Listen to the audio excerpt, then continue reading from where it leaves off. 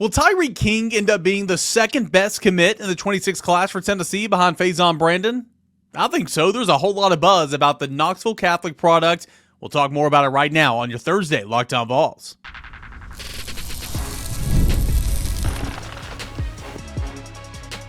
You are Locked On Vols, your daily podcast on the Tennessee Volunteers. Part of the Locked On Podcast Network, your team every day. Hey, good Thursday morning, everybody. Welcome into Locked On Vols. I'm your host, Tyreek King. Appreciate you guys for being here, making Locked On Vols your first listen, your first watch each and every single morning. We're a part of the Locked On Podcast Network, where it is your team every single day. I am your host, Eric Cain, a member of the VolQuest.com team covering Tennessee athletics here in Knoxville. And today's episode is brought to you in part by our friends over at Monarch Money, where you can take control of your finances with Monarch Money. Use promo code LOCKEDONCollege at monarchmoney.com for 50% off your first year. Again, a big shout out to our friends over at Monarch Money. Fun show coming up here today. Tyreek King just did a fantastic job at the Rivals five-star showcase over the weekend, named top performer of his class. I'm going to break that down here in segment number one, or of the guys at the showcase event.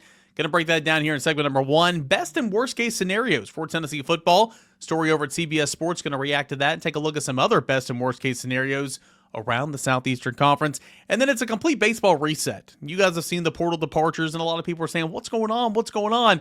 We're going to explain all that. And roster cuts down to 34, all that and more. It's your Thursday Locked On Vols. So Tennessee football commit Tyreek King, one of the biggest standouts at the Rivals five-star event in Indy this past weekend, that consists of a lot of the top prospects from the next couple of class, 2026, 2027, even a couple of 2028s in there. King, of course, a four-star wide receiver, is ranked number 6 by On3 on the top list of performers over the weekend. And of course, if you're just a casual fan to follow Tennessee football recruiting, Tyreek King is a 4-star rated prospect, prospect number 121 according to the On3 industry rankings nationally.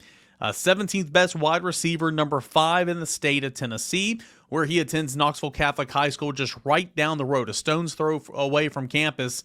And he's considered one of the better wide receivers in the whole class, one of the better players from Tennessee in the whole class, but also one of the premier slot wide receivers in the class. And saw a couple of videos circulating around social media from over the weekend of him catching a touchdown pass and using his speed to get to that front pylon. It was a simple drag route. Forgot who the quarterback was that threw it to him, but he caught that simple drag route and used his speed to turn on the jets and race to that first pylon there for the touchdown. That's one of the videos that I saw. But when it was all said and done, that 5-star event in Indianapolis, it was Tyreek King's name that was listed among, I believe they did 10 of the top performers of that showcase. This is what Director of Scouting and Rankings Charles Power of On3 had to say about Tyreek King following the event. Quote, Tyreek King made the most big plays we saw from a receiver at the Rivals 5-star. King was good during one-on-ones. After being a late arrival, he picked up things going into 7-on-7.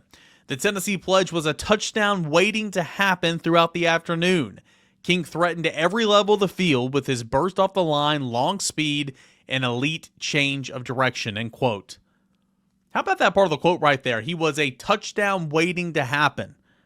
Man, if that doesn't get you excited, I don't know what does. I mean, the 7-on-7 real football, no, it's not. There's no pass rush. There's nobody in the face of the quarterback. I recognize all that. But still, 7-on-7 is such a big recruiting tool for prospects nowadays in 2025. And they go all over the country and play on these 7-on-7 tournaments. And these 7-on-7 coaches are often, when used correctly, building blocks and motivators. And they help them a lot in the recruiting. And it's a good thing. It is very much a good thing. But, I mean, is it real football? No, because there's nobody rushing the quarterback and not an offensive line in front of you and all that. But still, it's something to go on. You can see speed and some of those changing of directions and traits and all that. And sounds like Tyreek King did a really, really good job at the Rivals 5-star event in Indianapolis this past weekend. Charles Powers goes on to say the Knoxville native had a ton of wiggle within his routes. He showed excellent speed after the catch, taking a crossing route before weaving through the defense for an impressive touchdown. That's the play I was talking about on the video that I saw. He later got open on a corner route during the 7-on-7 game, tracking the ball over his shoulder while getting his feet in bounds. One of those sideline little toe tappers there. So that's awesome to hear. He's been committed to Tennessee since October 31st. Again, I reference this a lot of the times. We had a Rivalry Thursday game where it was Brentwood Academy versus Knoxville Catholic and Knoxville Catholic. And the first couple of offensive possessions of the game, of course, you had Tyreek King for Knoxville Catholic. You had George McIntyre, the quarterback of Brentwood Academy. And it was just one Tennessee at the time commit in McIntyre and targeting King. They were just kind of going back and forth, back and forth, back and forth. It was McIntyre throwing a long touchdown, Tyreek King catching a long touchdown, McIntyre throwing a touchdown, Tyreek King returning a long punt or whatever. I mean, it was really, really fun kind of there from a Tennessee angle in the first quarter of that football game. But he's been committed to Tennessee since October 31st. And one of the better players in this class. One of 9 commits so far, comprising the Tennessee 2026 recruiting class. Third highest rated commit, only behind Faizon Brandon and 4-star Gabriel Ascenda. And we've talked about Gabriel Ascenda, who was on campus this past weekend for an official visit. He's gotten a bump big time in the 247 rankings up to a 5-star. The class currently is ranked 15th nationally, 7th in the SEC. And, we'll see. I think Tennessee recruiting is about to go on a run here. June official visits are over. Now is the time when you're going to start winning some of these, picking up these commits. And this is the run that you're going to go on to kind of get the hay in the barn, so to speak, before kickoff in the fall. So Tyreek King stood out at the Rivals 5-star event earlier this month, earlier in the summer. King was also invited to the Justin Jefferson's Flight School camp in Florida. It was a 3-day camp held at IMG Academy. It essentially hosts the top 18 high school receivers across the country, and Tyreek King was invited to that event. So that was really, really awesome. Great experience there. And of course, anytime Justin Jefferson is attached to any type of name, if you're a wide receiver, that should certainly be grounds to wanting to attend. Before all this, the last time On3 did an updates ranking, and I think the one's going to come in the month of July at some point. Tyreek King was a big mover. He moved up 48 spots in the most recent On3 rankings updates. He jumped up from 124 to number 76, 121 in the On3 industry rankings, 17th wide receiver, number 5 from the state of Tennessee. But again, according to the On3 industry rankings, he's actually at number 75 now, number 10 wide receiver, and number 3 in the state of Tennessee. At the time of those rankings, Charles Power wrote this, quote, King is one of the better athletes at receiver in the 2026 cycle. We had a chance to see him in person at the Nashville Under Armour camp as well, and we just came away impressed with his twitch and his explosion. He has been productive, borderline dominant receiver at the high school level, and seeing him against the competition helped us understand where he stacks up in the group of wideouts. He's a really explosive receiver who can line up all over the formation, can win both deep and underneath. He's also dangerous with the ball in his hands, end quote. Again, that was Charles Power, director of On3 Scouting and Rankings at the time of the last On3 ranking update. And, of course, I think another one's coming here in the month of July. So, great stuff, being viewed by Tyreek King. A lot of buzz around him. Brian Smith, who does Locked On the Portal, kind of our recruiting guy in the Locked On Network. He had Tyreek King as the number 2 slot wide receiver in the class. And we did those rankings, or we did that show a couple of weeks ago. I have it right here, actually. Yeah. Top 12 slot wide receiver recruits for 2026. You see this is from Brian Smith, Locked On Portal. Tyreek King coming in there at number 2, right behind Vance Spafford, who's committed to Georgia, Jermaine Bishop to Texas, Trenton Mosley Jr. to Southern Cal, Jamison Powell to Ole Miss, Nazara Ranking to Illinois, Jansen Lopez, Devin Carter to Auburn, Braden Robinson, Corey Sadler, and Bubba Frazier, who is committed to Notre Dame. So, again, this hype isn't coming out of nowhere, right? I mean, Tyreek King's picking up a lot of buzz, a lot of steam over the last year or whatever, and you look at Tennessee's class of 2026 recruiting rankings, and I think it's about to get much better here in the coming weeks, right? But it's looking really, really good in terms of, Tyreek King there towards the top. Faizon Brandon, Gabriel Ascenda, then there's Tyreek King. Tyreek King ahead of Zach Groves, Carson Sneed, and we'll see if he ends up staying in this class or he flips somewhere else. KJ McClain, CJ Edwards, Braylon Outlaw, and Luke Thompson. Again, I think they're going to get a lot more crowded in terms of Tennessee commits, and that should be taking place over the next couple of weeks here as we get into the month of July. But Tyreek King, force to be reckoned with. I can't wait to see what he looks like in a Tennessee uniform. I can't wait to see the impact that he has on this Tennessee offense in a couple of years. Been really, really fun to follow and watch his career at Knoxville Catholic. Excited to watch his senior season coming up. But at the Nashville 5-star showcase event over the weekend where showcases some of the best prospects in the 26, 27, and 28 class. Tyreek King, Tennessee wide receiver commit, named one of the top performers of that camp. And of course, that is what you love to see. Hey, when we come back, best and worst case scenario for Tennessee football this season. If I said the best case scenario for Tennessee this season, what would you say? I said the worst case scenario for Tennessee this season. What would you say? That's coming up next right here on Locked On Vols. Want to tell you about our friends over at Monarch Money. Ever wish managing your money felt easier? With Monarch Money, it can. Whether you're growing your savings or planning a big purchase, Monarch puts you in the driver's seat. It's like having your own personal CFO, giving you full visibility and control over your finances. Monarch Money is more than just a budgeting app. It is a complete financial command center. All right? You can track all of your accounts, investments, and spending in one place. So in addition to managing your money, you're also building wealth. And we're adults here. We have mortgages to pay. We have car payments here. We've got big purchase expenses that come out of our checking account. I mean, it feels like money's being taken away from me in all different directions. With Monarch Money, you can control all your finances in one spot. It's a one-step app here that you can look and watch and see everything that you are purchasing and spending money on, and that helps eliminate some of the confusion, or at least for me, and I'm sure it can for you as well. Just one of the many perks by using Monarch. Take control of your finances today with Monarch Money. Use promo code LockedOnCollege at monarchmoney.com for 50% off your first year. That's monarchmoney.com, promo code LockedOnCollege for half off your first year. Monarch Money. If I were to ask you, what is the best case scenario for Tennessee football this year? We might get some different answers. I'm sure some of you guys, some would say 12-0, baby, national champions. Some would say 11-1. Some would say 10-2. I think some would say 9-3. I think some would say 8-4. The pessimistic of you bunch would probably say 8-4, 7-5. And clearly, I do not think that's the best case scenario for Tennessee. I think the best case scenario for Tennessee is 10-2 in the college football playoff. CBS Sports put out an article a couple of days ago breaking down the best and worst case scenarios for all 16 SEC teams. And the best case scenario per this article is 10-2. To get back to the playoff, this is from the story here. To get back to the playoff, Tennessee needs to win 10 games. 9 victories will not guarantee anything after the regular season for the Vols to reach double-digit wins.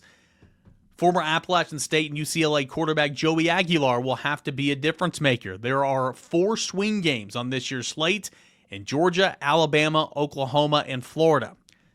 So best case scenario, 10-2 for Tennessee. You need to win at least 2 of those 4 swing games, and of course all of your other games. You can't afford a hiccup in Fayetteville. Of course, that game's in Knoxville this year, but a hiccup like in Fayetteville a season ago.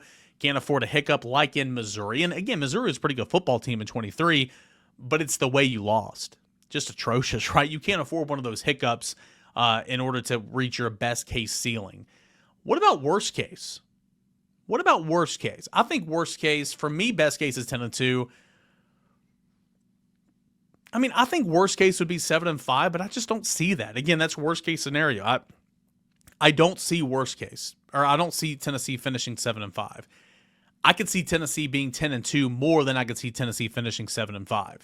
I think it's somewhere. I think it lies somewhere in the middle. Like right now, if I'm picking the season schedule right now, I'm probably going 9-3. I think it's somewhere in the middle. But I would say worst case is probably 7-5, and CBS Sports article would agree with me there. Quote, "There were enough challenging SEC road games to inspire worry, and don't let that opener go south. The Vols entertain upstart Syracuse and Atlanta on August the 30th, and the Orange are going to have a new quarterback transfer as well. From there, Tennessee's SEC opener against Georgia a couple weeks later. We'll get a litmus test to see what the new look offense translates on the field for Heupel and his staff. And Tennessee fans don't need to be reminded that the Vols haven't won in the swamp against Florida in 2 decades. Also, Tennessee has not won in Tuscaloosa in quite some time as well. So Tennessee fans obviously know that. Interesting line right here. I'm going to go back to this paragraph here. Tennessee's SEC opener against Georgia a couple weeks later will be a great litmus test early on for how this new look offense translates on the field for Heupel and his staff. New look offense. I haven't seen that in print hardly anywhere. And I think that's incorrect to phrase it as a new look offense, because Josh Heupel's offense is going to be Josh Heupel's offense. You're going to have wide splits. You're going to be running the football. You're going to be running it with tempo. The offense isn't going away. Now, tweaks. What can some of these tweaks be? Could we see more underneath passing in the route tree? Hope so, right? I mean, 20-yard digs down the field, 30-yard post down the field. I mean, it's great for explosive plays, but when they're not there, I mean, goodness gracious, on a 4th and 7, go to the marker and turn around. It's football 101. That's what's been frustrating for me the last couple of years and seeing the offense struggle. It's like you're still trying to just throw the football so far down the field or just laterally. If it's 3rd and 6, go to the markers and turn around, move the chains. It's simple, right? It's simple. So I'm intrigued to see what the tweaks will be. I think there will be some tweaks in the offense this year. I still think it's going to be the offense that Josh Heupel has. I still think it's going to be Josh Heupel's offense. I do not think that anything is going to change in regards to, that look. But I do think there's going to be some tweaks. And, of course, you added a bunch to your off-the-field staff, your support staff. I think Tennessee's support staff, I'm not going to say it's the best in the country, but with the likes of what they've hired and everything, I think Tennessee's support staff is up there and some of the best ones in the country for sure. So best case scenario, 10-2 in the playoff. Worst case scenario, 7-5. What say you? We'll love to hear from you. Some others that we can go over here around the SEC from this article at CBS Sports. Texas Longhorns had the best odds to win the conference title at plus 290. Best case is 12-0. Worst case is 8-4. Okay, that would mean Arch Manning struggles very much. Texas A&M, best case 10-2. Worst case 5-7. Interesting there. Okay. Texas A&M, best case the same as Tennessee at 10-2, but the worst case is 5-7, and Tennessee has the inverse of that at 7-5. Vanderbilt's best case is 9-3. Holy moly, boy. That's, whew. I don't know if they'll win 9 games. I could see them winning 7 games, but 9 games, goodness gracious. Worst case 8-4 for 4-8 for Vanderbilt. Let's go here. Alabama. Best case is 12-0. I don't see that at all. Worst case is 8-4. Let's read this best case prompt here from Alabama, CBS Sports. Quote, going to put this out there. Everything must go right for the Crimson Tide to go unblemished against the daunting schedule. It's possible, however, given the roster strengths, the handful of games that will swing either playoff berth or another forgettable finish coming against Georgia, Tennessee, South Carolina, LSU, Oklahoma, and Auburn. I think everybody's giving Auburn way too much praise here. I do not see Alabama going 12-0 whatsoever. Worst case scenario for the Tide, according to this article, is 8-4. It says all hell will break loose among Alabama supporters if the Crimson Tide stub their toe against Florida State or Wisconsin before SEC play against Georgia on September 27th. That is true. Arkansas, best case scenario 8-4. Ugh. Worst case 3-9. Man, that's the lowest worst case we've seen so far. Man, Arkansas is better than 3-9. That's for sure. I think Arkansas is somewhere around a 6-6 football team. Auburn, best case 9-3. Why is everybody so high on Auburn? I just don't get it. Let's see what they say about Auburn. Best case scenario, quote, there is going to be a logjam of SEC teams that are good but not elite this fall. I'll agree with that. Auburn might be a part of that group. What matters is who the Tigers beat and where the strength of schedule ranks at season's end. Remember, this is the most optimistic observation possible for the Tigers. If Hugh Freeze is anywhere near the playoff conversation, he'll pass the necessary test from the natives needed for job security. Okay. 9-3. Best case scenario for Auburn. Here's interesting. Let's remind everybody that Florida's win total at FanDuel Sportsbooks is 6.5. Okay. Best case scenario for the Florida Gators, 10-2. Woo. Worst case scenario is 6-6. I don't think Florida. I think it's a slam dunk easy over for Florida at 6.5 total for sure. 10-2, I'm not sure. I mean, DJ Lagway is going to have to, dang near win the Heisman Trophy, right? I just don't know if he's got a good enough team around him. They say this, quote, a year after staying above water through arguably the toughest schedule in college football history, Florida faces a similar challenge in 2025, though maybe too as daunting when you have they have a typo there. There should be a not in there. Maybe not as daunting when you have DJ Lagway at quarterback. 10 wins against this slate would mean a near automatic playoff berth or an at-large selection. Yeah, I would agree with that. Best case scenario for Georgia is 12-0. Worst case is 8-4. Best case for Kentucky Wildcats, 6-6. Worst case is 3-9. Well, let's see what they have to say about Kentucky best case. Kentucky needs quality production from the quarterback spot with former Texas A&M passer Zach Calzada to set the start. The Wildcats have had several new starters up front, lost their top 2 wideouts, and have a couple of personnel holes defensively left to fill. All that said, there are some manageable league contests, especially if those circled teams fail to impress early. Yeah, just Kentucky, there was the last couple of years, they've had weapons offensively. Kentucky's always been a very good running football team, year over year over year. Not this past season, but the season before that. You had Barryon Brown. You had Dane Key. You had Branson Robinson or whatever his name was. Not Branson Robinson. You had the slot guy that you got via the transfer portal a couple years ago. They've had weapons offensively. They just can't figure it out. Can't figure it out whatsoever. But best case scenario for Kentucky, 6-6. Worst case, 3-9. Yowzas. LSU, best case, 11-1. Worst case, 6-6. Mississippi State, here's the lowest of the low. Best case, 5-7. Yikes. Worst case, 2-10. Man, oh man, oh man. Missouri Tigers, best case 10-2, worst case 5-7. Oklahoma Sooners, best case 10-2, worst case 5-7.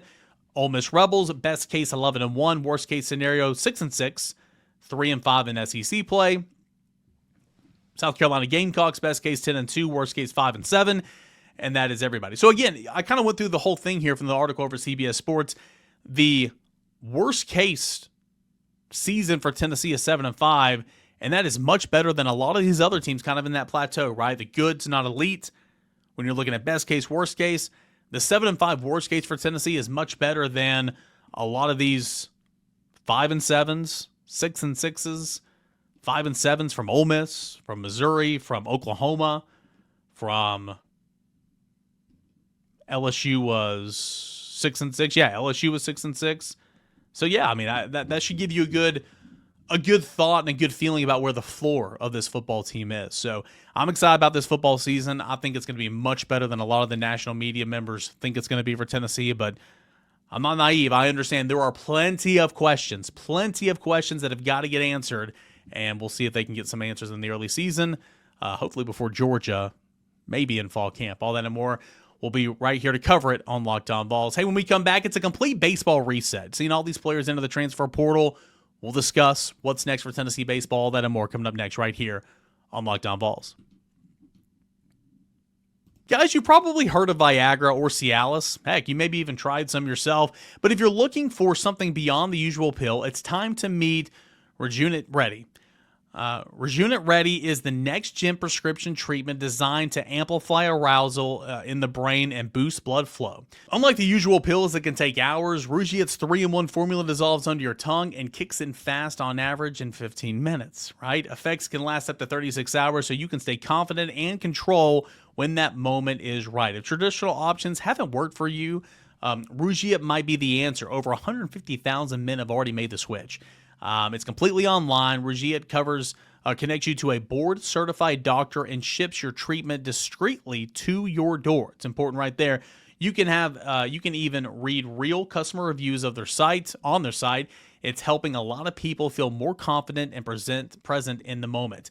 Head on over to Rujit.com/LockedOnCollege and use the promo code LockedOnCollege to get 15% off today. That's Rujit, R-U-G-I-E-T, Rujit.com/LockedOnCollege. Use promo code LockedOnCollege for 15% off. Individual results may vary with prescription treatment. Compounded drugs are permitted to be prescribed under federal law but are not FDA approved. Do not undergo FDA safety, effectiveness, or manufacturing review. Please visit Rujit website for full safety information. Again, check out Rujit, promo code LockedOnCollege. This offseason for college baseball is a first. Okay, you got the House settlement passing. Okay, that means you're going from a rosters that consist of, anywhere from 51, 52 players down to 34. 34 is the hard count. Still trying to get some clarification on if they're going to grandfather any in, what that number would be, but it's not going to be everybody that's on your roster right now. Big changes are coming. And a lot of you guys are saying, well, you don't need any more than 34 players and all that. Well, keep in mind, you have a 40-man active roster for the season. So take Tennessee as an example. I think Tennessee had 52 players on its baseball team in 2025. So you have 40 men that are on the active roster for the year, meaning they can play in games. That means 12 right off the bat can't even play in games. They're not playing this year. Okay, when you go into SEC schedules, you have like 37, and then it gets cut down when you're in the postseason play down to like 36 or whatever it is. So it's going to be about where like SEC rosters are, but the difference is 34 is your cap. So there's no room for walk-ons. What if you get hit by the injury bug? But more so than anything, it's how do you go about fall practice? How do you go about preseason work when you scrimmage multiple times a week and certain guys will pitch on certain days and all that? It's going to be a big adjustment and a big learning curve for coaches. Now, the 34 are on full scholarship at Tennessee, and that's awesome. That's a great thing. You're going from 11.7 scholarships up to 34. That's fantastic. But the roster size shrinking down, that's going to be an issue potentially. So what you're seeing at Tennessee is, for lack of a better word, kind of a purge, right? You're seeing Tennessee at the time of this recording, and certainly it could climb by the time you listen to this or watch this. At the time of this recording, Tennessee is up to 22 departures. 22 departures via the transfer portal, 17 pitchers. I'll say this, though. I mean, really, you look at the list, and there's guys they wanted to keep, don't get me wrong, because there's a lot of talent here. There's a lot of talent that's leaving Tennessee that's going to go on and have good careers elsewhere. There's guys that Tennessee wanted to keep, but when you got to shrink the roster down to 34, there's a lot of these players that are expendable. There's a lot of these players that are roster casualties, if you will. Dylan Lloyd's not one of them. Tennessee wanted to keep Dylan Lloyd. Dylan Lloyd wanted to explore other opportunities, and that's what he's doing. And best of luck to him. Local kid, pitched his tail off for Tennessee this year, led the SEC in appearances. But like he's an example. Like Tennessee didn't want to lose a Dylan Lloyd. You know, Michael Sharman's another one. Potentially, Tennessee didn't want to lose like a Michael Sharman. But a lot of these guys didn't play a very big role for Tennessee. You know, I've written stories over at VolQuest.com. I'm not going to go hunt down the stats right now, but you can look at all the pitchers that they lost and then take Dylan Lloyd out of the equation and look at the other 16 and how many of those guys appeared in an SEC game this year and count up how many SEC innings those guys pitched. It's not much, but it's just kind of the process right now. Tennessee right now, again, at the time of this recording, has 22 transfer portal departures, 17 of which are pitchers. Tennessee, at the time of this recording, has 7 portal additions. A couple of those guys are draft risk. But at the time of this recording as well, Tennessee is returning 7 pitchers that were on the team last year and returning 12 position players. So again, and if you count in the 26 signees, you're still going to be over. So there's still going to be guys that are going to be jumping in the portal to get that number down. Tennessee's going to lose some guys to the MLB draft. Just kind of is what it is. When you sign an elite roster, when you sign an elite recruiting class, you're going to have some draft casualties. It happens every single year. So the number will get down, and then a couple of other guys will have to leave to get to the hard 34. Questions, you're asking admin right now. Tony Vitello is asking his administration. Jay Johnson's asking his administration. Kevin O'Sullivan asking his administration all over the SEC and all over the country is how many guys can we have in fall? Does it have to be the hard count 34 in fall? Can we bring in 36 in fall? Can we bring in 37 in fall? The problem with that is you're essentially saying, hey guys, you are the 2 or 3 extra, quote unquote, unless a miracle happens, somebody's lost for the season-ending injury or whatever the case is, you're not going to be eligible to play this year. So if you want to play in the spring, you're going to have to transfer down and go play JUCO. Nobody's going to want to sign up for that. You know what I'm saying? So, again, going to be a big-time learning curve. Going to be a big-time adjustment for these coaches. But you're seeing so many guys enter the transfer portal, and like you're seeing on Twitter and message boards and everything, people freaking out like, oh, what's going on? What's going on? It stinks. It's not fun because there's a lot of talent. Those guys were on campus for a reason. You saw something in them that made you want to sign them. But the majority of those guys are walk-ons. And college baseball is going into an era where there's going to be no walk-ons. You're eliminating the walk-on, essentially. And that stinks. You just don't have room for them. It's unfortunate. At the time of this recording, Tegan Coons, Braden Krenzel, Ryan Combs, Nick Abraham, Anson Siebert, Aiden Hayes, and Tate Strickland are all returners on the mound that are set to be on the roster next year. Again, I expect more departures. So just because I read those names off right there doesn't mean that they're guaranteed to be on the team next year. I expect more departures. And the same with I'm about to read off the position players. At the time of this recording, players who have not entered the portal, who are still on the roster, who was on the roster last year: Ariel Antigua, Manny Marin, Jay Abernathy, Chris Newstrom, Blake Grimmer, Hunter High, Stone Lawless, Levi Clark, Dane Morrow. Dane Morrow, Brooks Wright. Those 2 guys entered the transfer portal yesterday. Jackson Walker, Brennan Singler as well. Those guys are set to be on the roster next year. We'll see if there's any more movement here, but that's just kind of where you are. You've got 24 players signed in the class plus 2 junior college commitments. Guys like, Tennessee is not going to hold on to a Billy Carlson who's going to be picked in the top 10, probably. Steele Hall, who's probably going to be picked in the top 20.